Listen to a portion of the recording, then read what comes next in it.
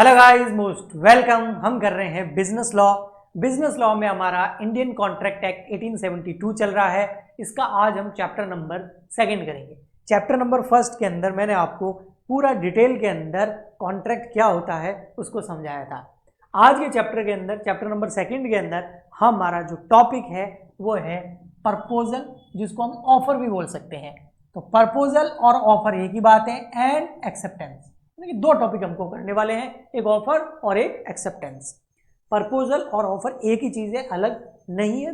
तो अगर आपको प्रपोजल लिखा है या ऑफर लिखा है तो सेम है। ओके, वैसे ऑफर और एक्सेप्टेंस हमने चैप्टर नंबर 1 में भी पढ़ा था, जब हमने डेफिनेशन पढ़ी थी एग्रीमेंट की, कि एग्रीमेंट क्या होता है। तो जब कोई ऑफर करता है और सामने वाला उसको एक्सेप्ट कर लेता है तो एक प्रॉमिस बन जाता है, और इस प्रॉमिस के साथ में जब कोई कंसिडरेशन हो, एक दूसरे के लिए कुछ प्रतिफल हो, तो वो बन जाता है एग्रीमेंट। तो ऑफर और एक्सेप्टेंस हम पहले थोड़ा पढ़ चुके हैं, इस चैप्टर के अंदर हम उसको डिटेल में पढ़ेंगे। ओके जी, तो आइए सबसे पहले हम स्टार्ट करते हैं।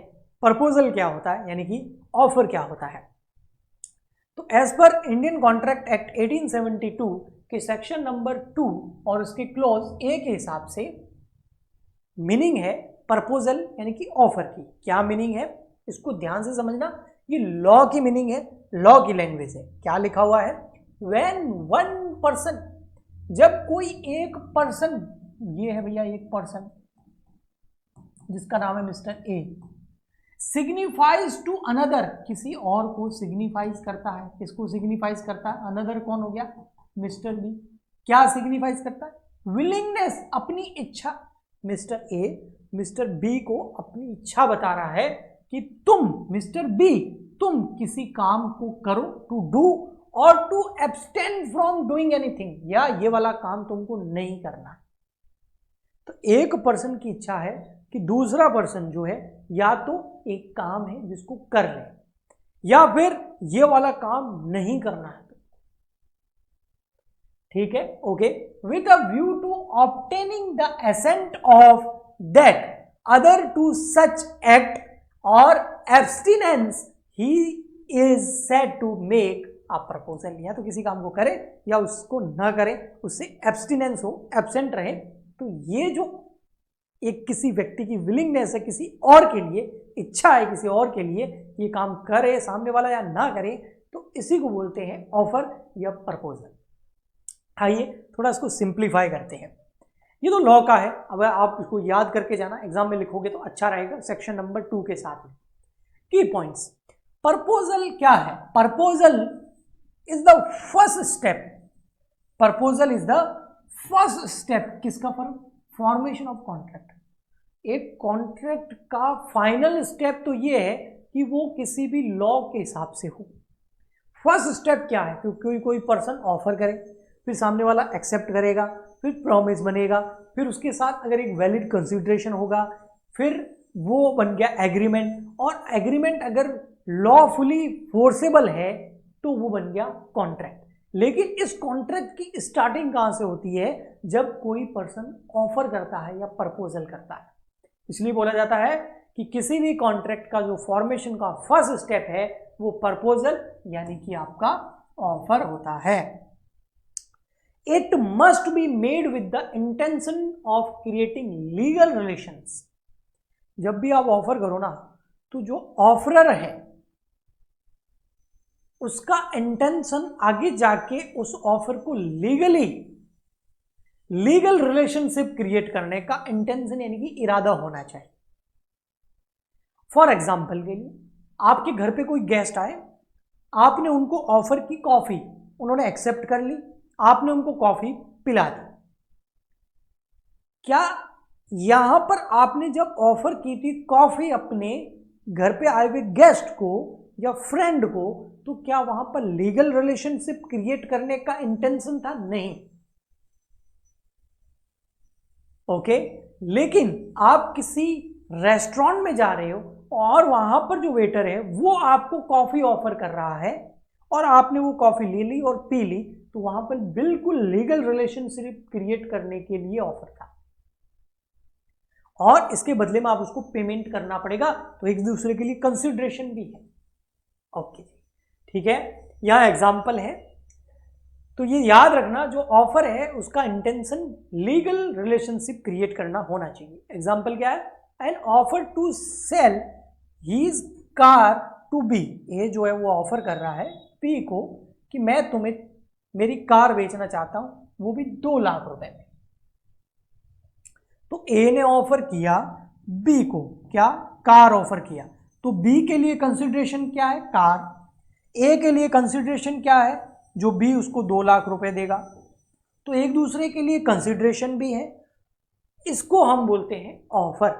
और यहां पर साफ साफ पता चल रहा है कि यहां पर इंटेंशन जो है वो लीगल रिलेशनशिप क्रिएट करने का है।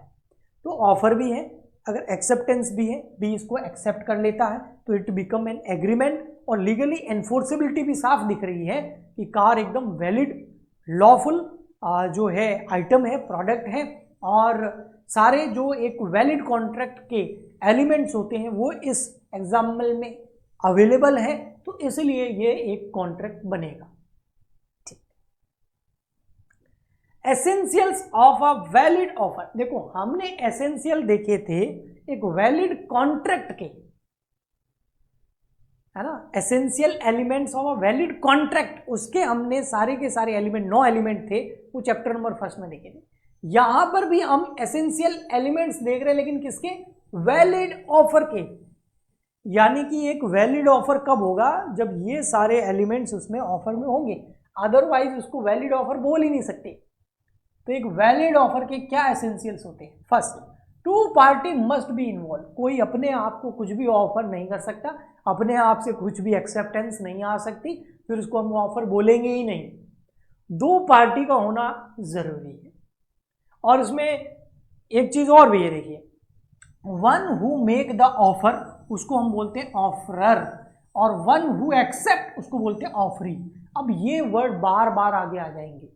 जब भी मैं ऑफरर बोलूं, ऑफरर कौन हो गया, जो व्यक्ति ऑफर कर रहा है, जिसकी विलिंगनेस है किसी से कुछ काम करवाने की या ना करवाने की, ऑफरर। जैसे हमारे एग्जांपल में मिस्टर ए जो कार ऑफर कर रहा है मिस्टर बी को, और मिस्टर बी कौन है, ऑफरी है, वो ऑफरी है जो उस ऑफर को एक्सेप्ट करेगा। तो ऑफरर और ऑफरी याद रखना, ए ऑफरर है, बी ऑफरी है, यानी कि जो ऑफर दे रहा है वो ऑफरर है, जो एक्सेप्ट करेगा वो ऑफरी है। ठीक है, आ गया। तो 2 पार्टी इन्वॉल्व होनी चाहिए। सेकंड नंबर है विलिंगनेस मस्ट बी एक्सप्रेस्ड, यानी कि जो ऑफरर है, ए जो है, उसकी जो इच्छा है बी से कुछ करवाने की, ऑफरी से, वो एक्सप्रेस्ड हो जानी चाहिए।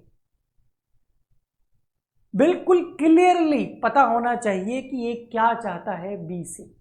ओके जी, the offerer must be express a clear intention, किसी भी प्रकार का कोई fraud, misrepresentation, error, mistake नहीं होना चाहिए। क्लियरली सामने वाले को समझ में आना चाहिए कि ये बंदा क्या ऑफर कर रहा है, ऑफरर ऑफरी को क्या ऑफर कर रहा है। Next, intention to create legal relationship, ये तो हम पहले ही पढ़ चुके हैं।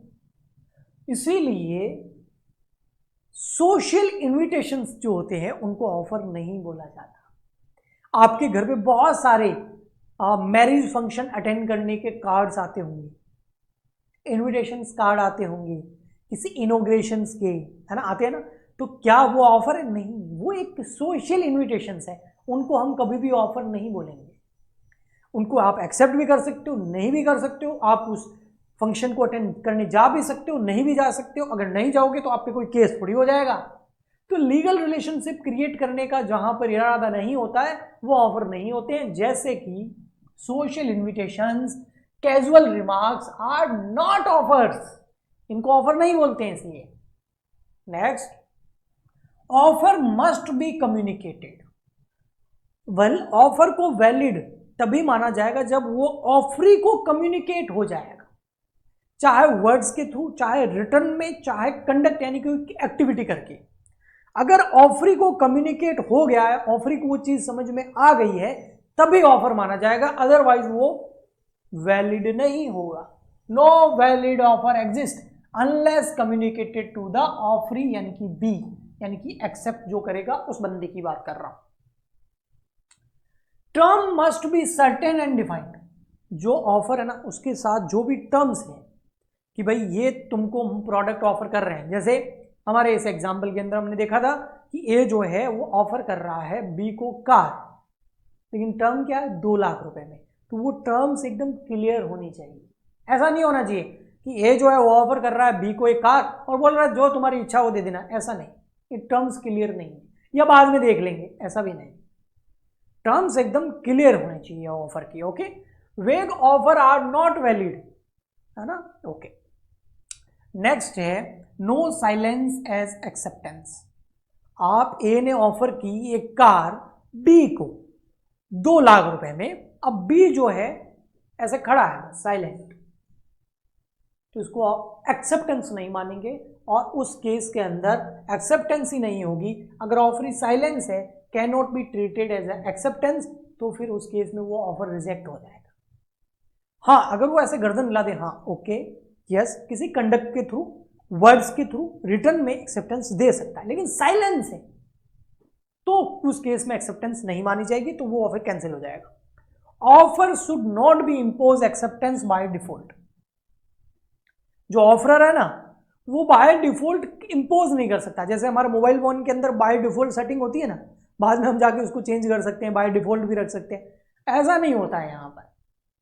अगर कोई ऑफर कर रहा है तो वो ऑफरर यानी कि मिस्टर ए ये बाय डिफॉल्ट नहीं मानेगा कि उसने एक्सेप्ट कर लिया है, नहीं, तो बाय डिफॉल्ट जैसी चीज नहीं होती है, सामने वाले ऑफरी को उस ऑफर को एक्सेप्ट करना ही होगा, तभी वो ऑफर वैलिड होगा, है ना। Like if don't hair from you I will consider it accepted is invalid.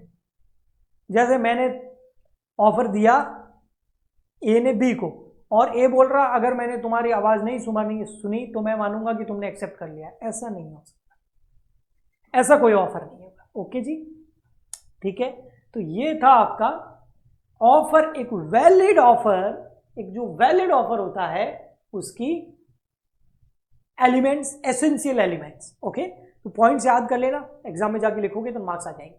अब हम क्लासिफिकेशन करते हैं ऑफर। हमने कॉन्ट्रैक्ट के क्लासिफिकेशन किए थे ना, अब यहां पर ऑफर्स जो होते हैं उसका क्लासिफिकेशन कर रहे हैं। ऑफर्स में यहां पर एक टेबल बनी हुई है, जैसे ये टाइप्स ऑफ ऑफर है, ये डिस्क्रिप्शन है और ये एग्जांपल है। टाइप्स ऑफ ऑफर में फर्स्ट ऑफर है आपका एक्सप्रेस ऑफर, जो बिल्कुल स्पोकन वर्ड्स के अंदर, रिटर्न के अंदर एक्सप्रेस होता है। क्या ऑफर कर रहे हैं, या तो लिखा हुआ है या वर्ड्स के थ्रू क्लियरली बोला जा रहा है, तो उसको एक्सप्रेस ऑफर बोल रहे हैं। I offer to sell my watch for 1000, मैं तुम्हें मेरी घड़ी 1000 रुपये में बेचना चाहता हूँ। देखो तुमने सुना ना, मैंने बोला, तो ये एक express offer. Implied offer arise from conduct, मैं बोल रहा हूं ये, और फिर नोट दिखा दिया 100 रुपीज में तुमको बेच रहा हूं, ऐसा कुछ कंडक्ट, कुछ एक्टिविटीज करा के दिखा दी। या फिर आप एग्जांपल देता हूं मैं आपको ऑफर का, आप गए रेस्टोरेंट के अंदर जाके बैठ गए, वेटर आया आपको कॉफी ला के दे दी, क्या ये ऑफर माना जाएगा? यस। क्यों माना जाएगा? क्योंकि रेस्टोरेंट के अंदर वो कॉफी कैफे है, वहां कॉफी पीने आते हैं लोग, और आपने उसको एक्सेप्ट भी कर ली, कॉफी पकड़ भी ली, समझ में आया? तो ये बाय कंडक्ट हो सकता है, वहां पर कोई बातचीत नहीं हुई, आप गए बैठे, कॉफी ऑफर हुई, आपको ला के दे दी, आपने कुछ मतलब है ना, बाय कंडक्ट हो रहा है, एक्टिविटीज के थ्रू हो रहा है। वेटर आपके पास में खड़ा हुआ, आपने बोला ओके, इसका मतलब कॉफी कैफे में कॉफी मिलेगी, वो कॉफी ले आया, आपने पी, उसको पेमेंट कर दिया, कोई बातचीत नहीं थी, तो ये बाय कंडक्ट हो गया। ओके। जनरल ऑफर, ये जो ऑफर होते हैं made to a public at a large, public के लिए होते हैं। जैसे आप स्टूडेंट्स के लिए भी बहुत सारे ऑफर होते हैं, बहुत सारी यूनिवर्सिटीज जो है एडमिशन फॉर्म निकालती है, उसकी डेट देती है कि इस डेट से इस डेट के बीच में आप एडमिशन ले सकते हो, ऑनलाइन एडमिशन फॉर्म फाइल कर सकते हो, ठीक है, एक जनरल ऑफर है अपने स्टूडेंट्स के लिए। ओके, या जैसे ये पब्लिक के लिए एक और एग्जांपल है, स्टूडेंट्स के लिए चलो आगे दे देंगे, ये है reward for finding a lost item. किसी का कोई पर्स गुम गया, मोबाइल गुम गया, कोई बैग गुम गया, और उसने पब्लिक को ऑफर दिया, जो भी मेरा बैग ला के देगा उसको मैं इतना इनाम दूंगा, तो ये पब्लिक ऑफर हो गया। स्पेसिफिक ऑफर, ये जो ग्रुप के लिए या किसी पर्सन, स्पेसिफिक पर्सन या कि ग्रुप को ऑफर दिया जाता है। जैसे स्टूडेंट्स के लिए ऑफर है कि आप जो है एडमिशन ले सकते हैं इस डेट से इस डेट के बीच में, उसके बाद लोगे तो लेट फीस लगेगी। ओके, और फिर आता है आपका क्रॉस ऑफर। क्रॉस ऑफर क्या होता है ये समझना बेटा, ये बहुत इंपॉर्टेंट है। क्रॉस ऑफर क्या होता है? Identical offer made by parties in ignorance of each other offers. A offer कर रहा है बी को कि मैं तुम्हें मेरी कार सेल करना चाहता हूं 2 लाख रुपए में। बी को इस ऑफर के बारे में कोई पता नहीं है, अनजान है बी इस ऑफर के बारे में कि ए ने कोई ऐसा ऑफर दिया है, और बी ऑफर दे देता है ए को कि तुम्हारी जो ये कार है ये मैं खरीदना चाहता हूं 1.5 लाख रुपए में, और ए को भी पता नहीं है कि बी ने ऐसा ऑफर दिया। तो ए बी को ऑफर दे रहा है, बी ए को दे रहा है, लेकिन दोनों ही एक दूसरे के ऑफर से अनजान है, अभी तक उनके पास पहुंचा नहीं, तो इसको बोलते हैं क्रॉस ऑफर। ठीक, नेक्स्ट काउंटर ऑफर, ये बहुत इंपॉर्टेंट है। काउंटर ऑफर देखो, ए ने ऑफर दिया बी को कि मैं तुम्हें मेरी कार 2 लाख रुपए में बेचना चाहता हूं, क्या तुम खरीदोगे? बी ने अगर एक्सेप्ट कर लिया, एक्सेप्टेंस हो गई, एग्रीमेंट बन जाएगा, कंसिडरेशन हो जाएगा, कॉन्ट्रैक्ट बन जाएगा, कोई प्रॉब्लम नहीं। प्रॉब्लम अब आएगी, सुनना। ए ने ऑफर की बी को अपनी कार 2 लाख रुपए, बी ने एक्सेप्ट नहीं करी, बल्कि उस ऑफर के अंदर कुछ चेंजेस कर ली। बी एक्सेप्ट नहीं किया उसने, बी बोल रहा है नहीं भैया, मैं इस ऑफर में कुछ चेंज करूंगा, मैं कार खरीदने के लिए तो रेडी हूं, लेकिन 2 लाख में नहीं, 1,80,000 रुपए में। ये काउंटर ऑफर हो गया। अब इसको ए एक्सेप्ट करेगा, आया समझ में? ये देखो, व्हेन ऑफरी चेंज, यानी कि B change terms of the original offer, A offer 10,000, B reply 9,000, original offer get cancelled. तो 2 लाख रुपए वाला वो जो कार वाला मैंने एग्जांपल दिया, उसमें 2 लाख वाला जो ऑफर था वो कैंसिल हो गया, नया ऑफर अब बी ने दिया है ए को 1,80,000 का, अब बी एक्सेप्ट करेगा। Okay, standing and open offer, offer that remain open for a period of time. जैसे तुम्हारी यूनिवर्सिटी का मैंने एग्जांपल दिया था कि इस टाइम से इस टाइम तक तुम फॉर्म फिल कर सकते हो, ये ओपन और स्टैंडिंग ऑफर है।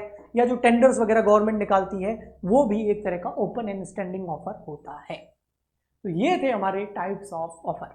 नेक्स्ट लेक्चर के अंदर हम इस चैप्टर का आगे का पार्ट करेंगे, एक्सेप्टेंस। आई होप आपको अच्छे से समझ में आ गया होगा। प्लीज़ इस वीडियो को ज़्यादा से ज़्यादा अपने फ्रेंड्स के साथ शेयर करें ताकि उनकी भी हेल्प हो जाए। चैनल को ज़्यादा से ज़्यादा सब्सक्राइब करें। काफ़ी सारे स्टूडेंट बोलते हैं सर बहुत अच्छा पढ़ाते हो, बहुत अच्छा कंटेंट है, लेकिन आपके सब्सक्राइबर कम क्यों हैं? अब इसका जवाब मेरे पास थोड़ी है, तुम्हारे पास है। सब्सक्राइब करो सब मिल करके, तो अपने आप ही सब्सक्राइबर ज़्यादा हो जाएंगे। सो हम मिलते हैं नेक्स्ट लेक्चर में। आज के लिए इतना ही, तब तक के लिए goodbye and thank you.